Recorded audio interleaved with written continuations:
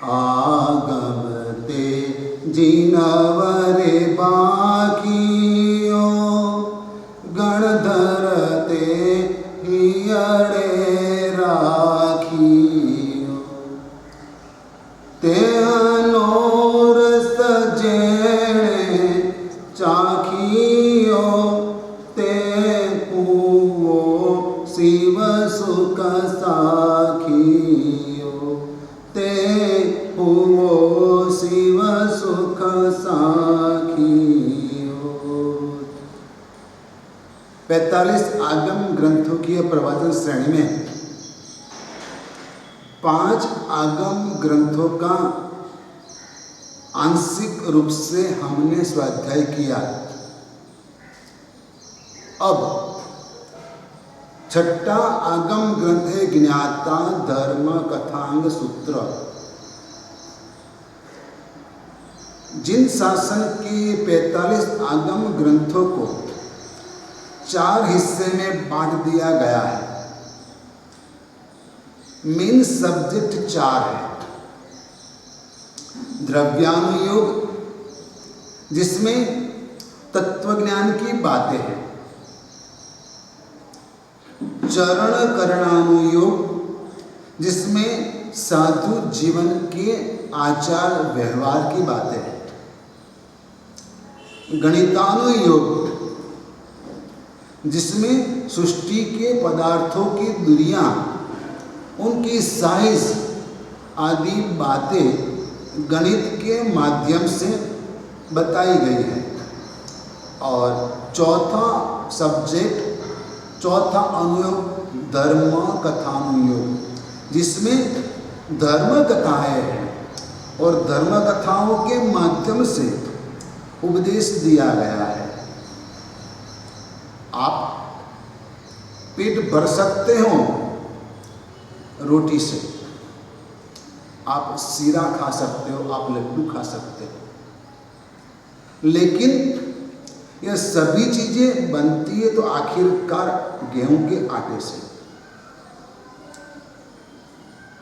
तो आपको यदि पेट भरना है तो सीरा क्यों खाते हो, रोटी क्यों खाते हो?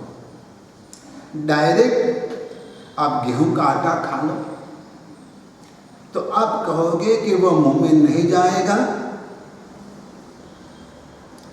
टेस्ट नहीं आएगा, हजम नहीं होगा और ज्यादा खाया भी नहीं जाएगा। तो गेहूं के आटे को संस्कारित करना पड़ेगा और बाद में यदि खाया जाएगा तो वह खाने में अच्छा लगेगा। तत्वज्ञान गेहूं के आटे जैसा है, लेकिन जो कथाएं हैं वह तत्वज्ञान को सीरा जैसी बना देती हैं, रोटी जैसी बना देती है। इसकी वजह से तत्वज्ञान सरलता से हमारी समझ में आ जाता है। बिना दृष्टांत नहीं सिद्धांत। सिद्धांत की कोई भी बात, तत्वज्ञान की कोई भी बात यदि दृष्टांत से बताई जाए तो जल्दी समझ में आ जाती है। जैसे कि साइंस का सब्जेक्ट कोई बच्चा पढ़ रहा है तो उसको डायरेक्ट बेसिक नॉलेज के हिसाब से सिर्फ लॉजिकली बातें बताई जाए तो उसकी समझ में इतना जल्दी नहीं आएगा जितना प्रैक्टिकल के माध्यम से इसके समझ में आएगा। धर्म कथाएं प्रैक्टिकल बातें करती हैं, तत्वज्ञान को सरलता से समझा देती हैं, डायरेक्ट हमारे हृदय तक, डायरेक्ट हमारे माइंड तक वह मैसेज पहुंचा देती है कि वह कहना क्या चाहती है। सभी कथाएं वास्तव में कुछ मैसेज देने वाली होनी चाहिए। जीवन कथाएं होती हैं, रूपक कथाएं होती हैं, आत्मकथाएं भी होती हैं। यहाँ पर जीवन कथाओं के साथ रूपक कथा भी दी गई है। सिंबॉलिक स्टोरी आपको बहुत कुछ कह जाती है और कथाओं का भंडार कई धर्म ग्रंथों में है और कई धर्म ग्रंथों में एक जैसी कथाएं भी मिलती हैं, लेकिन वह धर्म कथाओं का मैसेज, उनका मॉरल सब अपने अपने हिसाब से मोड़ लेते हैं। जैन धर्म की जितनी भी कथाएं हैं उसमें आखिरकार कर्म सिद्धांत की बातें और साथ में संसार परिभ्रमण की बातें, आगे जाके आत्म कल्याण की और मोक्ष की बात आएगी। एंड में मोक्ष पाने की बात अवश्य आएगी, क्योंकि जैन धर्म सभी आत्माओं को संसार से मुक्ति दिलाना चाहता है और सभी आत्माओं का मोक्ष का अधिकार जैन धर्म ने माना है। कई लोग स्त्री को तीर्थंकर होने का अधिकार नहीं देते, स्त्री का मोक्ष नहीं मानते, लेकिन जैन परंपरा में, श्वेतांबर मूर्ति पूजक परंपरा में स्त्री तीर्थंकर 19वें मल्लिनाथ भगवान मान्य है। स्त्री का मोक्ष गमन भी मान्य है। ये जैन धर्म की बहुत बड़ी विशिष्टता है। ये आगम ग्रंथ के अंदर बहुत सारी कथाएं हैं। पूर्व के समय के अंदर इस आगम ग्रंथ में करोड़ों कथाएं थी, लेकिन समय के मारे इस आगम ग्रंथ के अंदर फिलहाल सिर्फ 225 कथाएं उपलब्ध है। उनमें से कुछ कथाएं हम देखने का प्रयास करेंगे, सुनने का प्रयास करेंगे कि जो धर्म कथा हमारा वैराग्य भाव पुष्ट करे, हमारी श्रद्धा को मजबूत करे, वैसी कथाओं की बात हम करना चाहेंगे। हालांकि सभी धर्म कथाएं बहुत ही अद्भुत है। भगवान महावीर अधिकांश बिहार में विचरित हुए, उन्होंने अधिक से अधिक बिहार में किया। आज बिहार के हिस्से कुछ हो गए, छत्तीसगढ़ वगैरह, उत्तराखंड वगैरह कुछ अलग प्रदेश हो गए, लेकिन उस प्रदेश में भगवान महावीर ने आज से 2550 साल पहले विचरण किया था और उनकी मुख्य स्थली राजगुरी नगरी थी, जो मगध की राजधानी थी। और राजगुरी नगरी के महाराजा श्रेणिक भगवान महावीर के परम भक्त थे और प्रतिदिन श्रेणिक महाराजा भगवान की देशना सुनने के लिए आते थे, उनका धर्मोपदेश सुनते थे। साथ में जब भगवान राजगुरी नगरी में नहीं होते थे, तब श्रेणिक राजा प्रतिदिन भगवान की खबर देखना चाहते थे कि भगवान कहाँ पर अभी विहार कर रहे हैं। और प्रतिदिन एक सुभट, एक सैनिक मैसेज लाता था, श्रेणिक राजा को बोलता था कि आज भगवान इस नगरी में विराजमान है। तो जो दिशा में भगवान विचरण करते थे, उस दिशा में श्रेणिक महाराजा अपने महल में कुछ आगे जाके भगवान को वंदना करते थे। इतनी भक्ति श्रेणिक राजा को भगवान के प्रति थी और प्रतिदिन भगवान के सामने स्वस्तिक करने के लिए सोने के चावल बनवाते थे और सोने के चावल से श्रेणिक राजा भगवान के सामने स्वस्तिक करते थे और वंदना करते थे। ऐसे परम भक्त श्रेणिक महाराजा का एक बेटा था जिसका नाम मेघकुमार, उसके माँ का नाम धारिणी। मेघकुमार युवावस्था में आया था, लाडला बेटा था अपनी माँ का। और मेघ कुमार अपने सभी परिजनों के साथ, वडीलों वगैरह के साथ, माता पिता के साथ भगवान महावीर की वाणी सुनने के लिए उनके समशरण में गया। भगवान का उपदेश सुनकर मेघ कुमार को वैराग्य का भाव पैदा हुआ। उनको संसार असार लगा। क्या रखा है इस संसार के अंदर? हमारी आत्मा ने कई बार जन्म मरण किए। धर्म ग्रंथ में ऐसा कहा जाता है कि हमारी आत्मा ने अनंती जन्म मरण आज तक की और भटकते रहे। जैसे कि आप अभी आपके घर में रहते हो तो आपको घर में रहना अच्छा लगता है, लेकिन यदि आपका घर न हो और विचरती जाति जो है वैसी जातियों में से आप हो और आपको एक से दूसरी जगह तीसरी जगह बार बार जाना पड़े तो आपको क्या लगेगा? क्या ये लाइफ है? जहाँ तहाँ भटकना, न कोई घर, न कोई ठिकाना हमारा, ये कोई तरीका है जीने का क्या? आप हैरान हो जाओगे और आप चाहोगे कि एक जगह में स्थिर हो जाओ। ठीक वैसे हमारी आत्मा का कोई घर आज तक बना नहीं।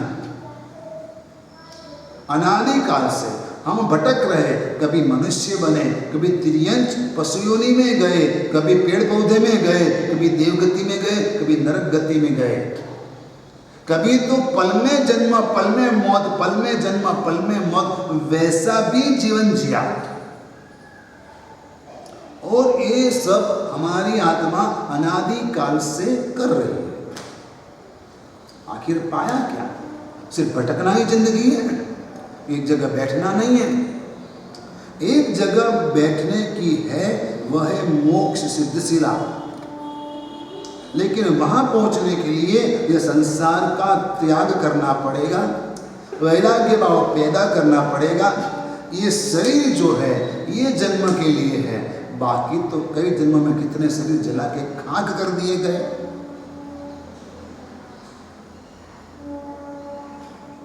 जब कर्ण की मृत्यु हुई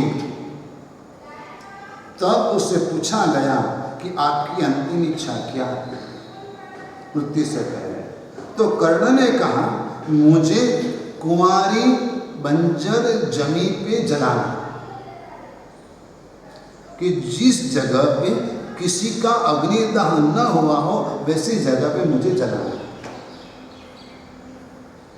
ठीक है, सबने कहा हम ऐसा करेंगे, प्रयास भी करेंगे।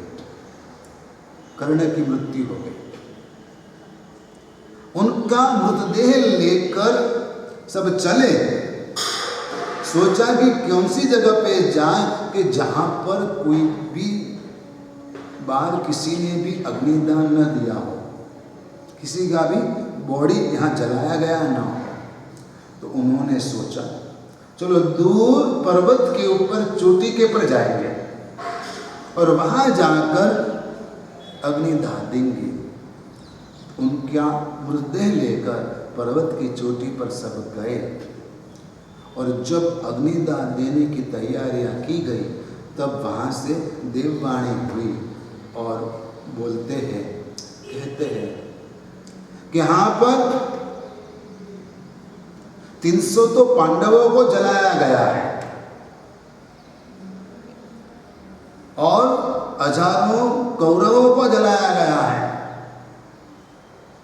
और कर्ण की संख्या ही गिनती में नहीं है। इतने कर्णों को यहाँ पर जलाया गया है, क्योंकि पांडव नाम के व्यक्ति बहुत सारे हो सकते हैं, कौरव नाम के व्यक्ति भी बहुत हो सकते हैं और कर्ण नाम के भी बहुत हो सकते हैं। तो यहाँ पर ऐसे कितने लोगों को जलाया गया है। ये धरती वैसी कुमारी धरती नहीं है। सब हैरान हो गए और लोगों को दुनिया का सत्य जो था समझ में आ गया कि कोई भी जगह खाली नहीं है कि जहाँ किसी की मौत न हुई हो। हमारे लिए भी यही बात समझना है कि हमारी मौत सब जगह हो चुकी है। सब जगह हमने जन्म लिया है और फिर भी हम भटकते रहे। यदि एक जगह पहुंचना है तो कभी न कभी ब्रेक करना पड़ेगा। जैसे चूड़ी है, गोल है, और वो चूड़ी को कहीं से भी काटना होगा तभी उस चूड़ी का एंड आएगा। वैसे संसार चक्र का एंड लाना है, अंत लाना है, तो कहीं से तो काटना पड़ेगा। वह काटने की जगह ये मनुष्य हो। ये मानव जन्म में आप यह कर पाओगे कि संसार चक्र को काटो और मोक्ष में जाने का प्रयास करो। मेघ कुमार ने भगवान का उपदेश सुनकर यह तय किया कि कैसे भी हो मुझे दीक्षा लेना है, साधु बन जाना है, संसार छोड़ना है। मेघ कुमार घर गए, अपनी माँ से बात की, अपने पिता से बात की और कहा मुझे सम्मति दीजिए, मुझे आज्ञा दीजिए, मैं संसार छोड़कर भगवान के चरणों में जाना चाहता हूँ। अब सैनिक राजा, परम धार्मिक, भगवान के भक्त, लेकिन खुद का ही बेटा जब दीक्षा लेने के लिए जाता है तो कौन से पिता को अच्छा लगता है? घर छोड़कर जाएगा बेटा, कोई पिताजी को अच्छा नहीं लगेगा। लेकिन मेघ कुमार की दृढ़ता देखी, उनकी भावना देखी, तब सैनिक राजा ने भी सम्मति दी। माँ धारिणी ने भी बहुत कुछ किया, समझाने का प्रयास किया, लेकिन मेघ कुमार ने माँ को कहा माँ बस अब बात गई। माँ कहती है मैं तेरी शादी 8 कन्याओं से कराऊंगी, जो रूपवती होगी, राजकन्याएं होगी, सृष्टि कन्याएं होगी। तुझे राज पर भुगतना है, आराम से रे, वहां जाके क्या करना है।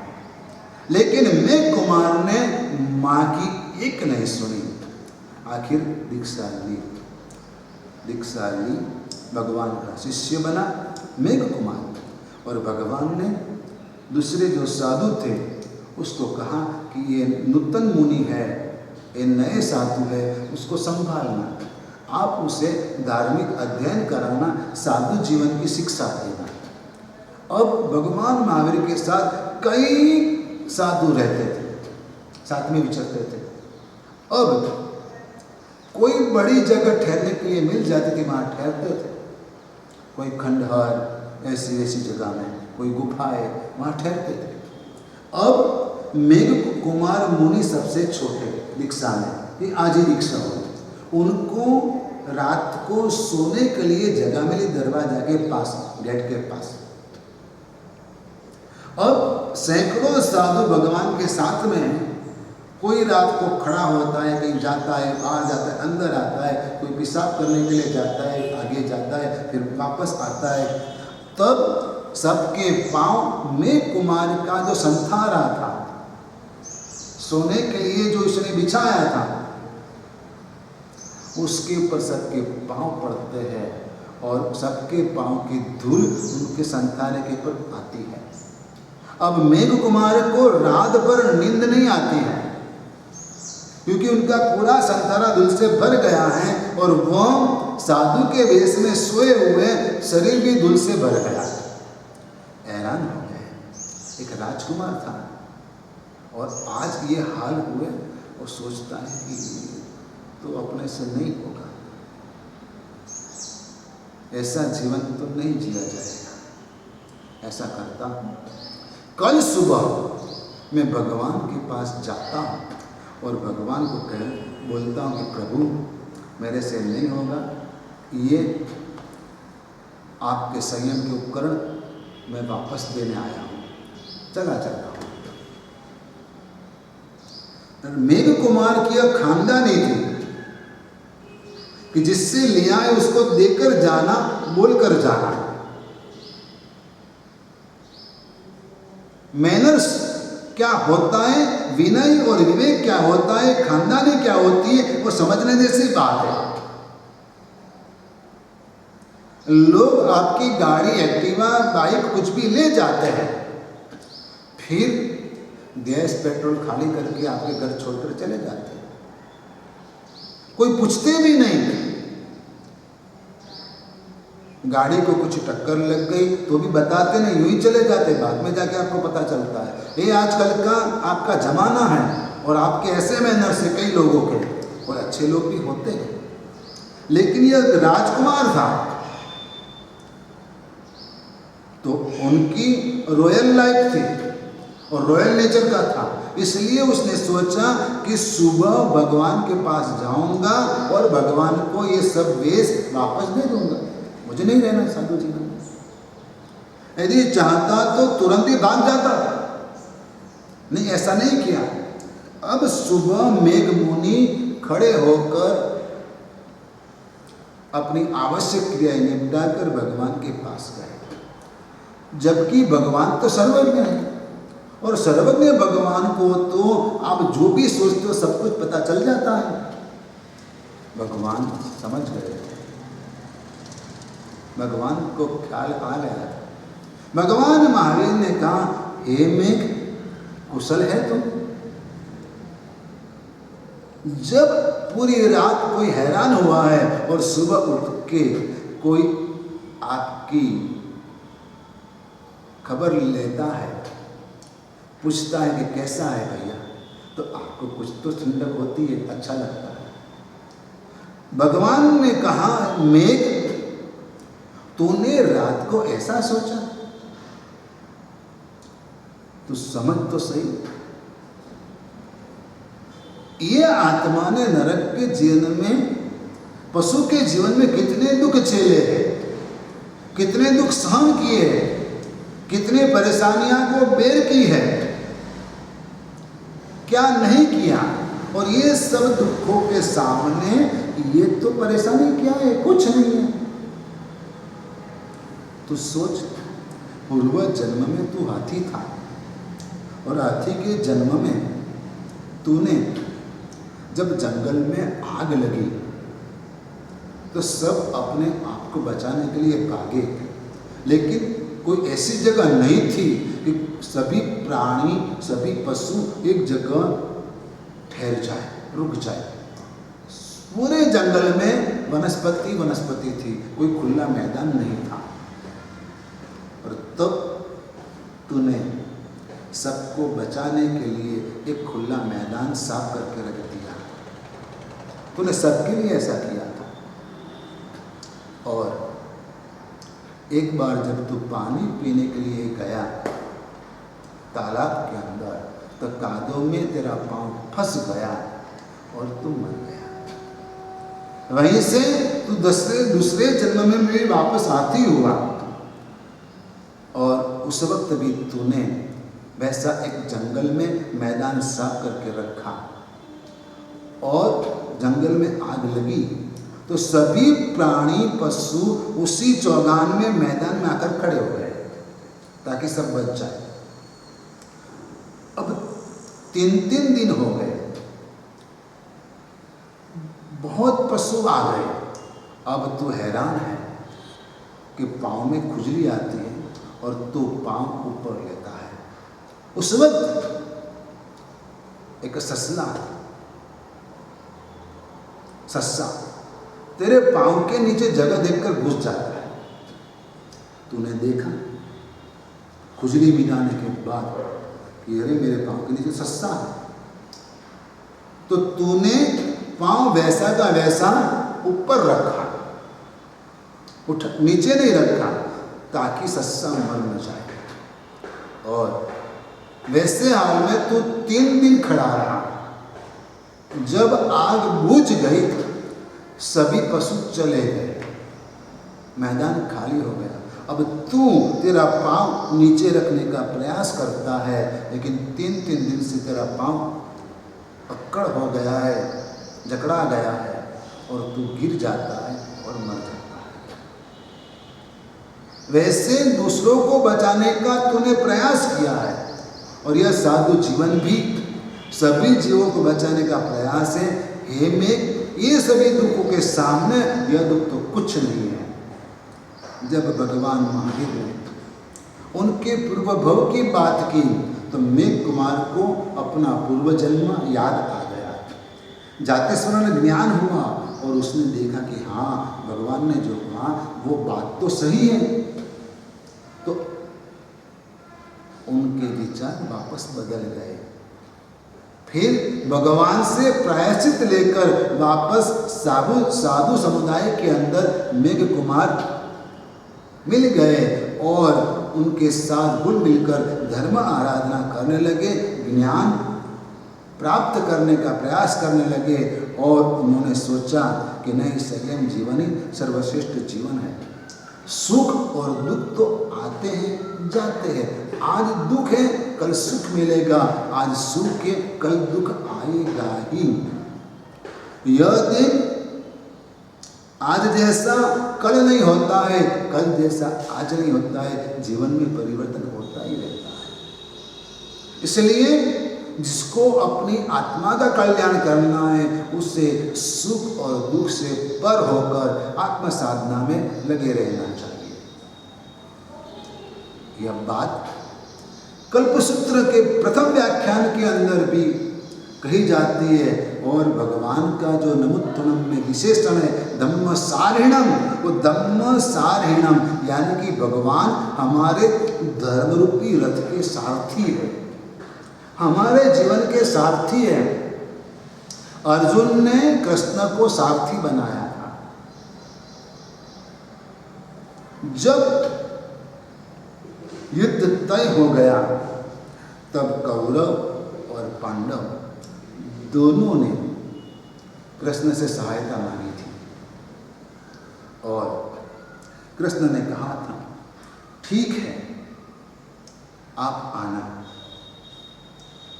और जिसके ऊपर मेरी नजर पड़ेगी सबसे पहले वो जो मांगेगा मैं उसे दे दूंगा। एक तरफ मैं, दूसरी तरफ मेरी अक्षौहिणी सेना, जिसको जो चाहिए सो मांग लेना। अब दुर्योधन और अर्जुन दोनों एक ही साथ पहुंच गए। तब कृष्ण सो रहे थे।